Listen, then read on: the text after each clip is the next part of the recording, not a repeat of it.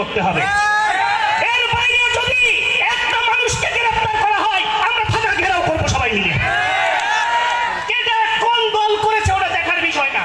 আমাদের উপরে কিছু মাসির মা আসে সরঙ্গী কলেজের সভাপতি বানানোর জন্য। আপনি ফোন করেছেন প্রিন্সিপালকে, প্রিন্সিপাল আমাদের নামই দেয় না, আমাদের কাছ থেকে সুযোগ দেওয়া হচ্ছে না। প্রিন্সিপাল আমাদের নামই দেয় না, লাল এখানে গ্যাঞ্জাম তৈরি করবে, এটা আপনি ওপেন ঘোষণা দিয়ে যাবেন। আর একটা কথা, এই সরঙ্গীর মানুষ আমরা অনেক অন্যায় করেছি, আমরা ছোট ছিলাম,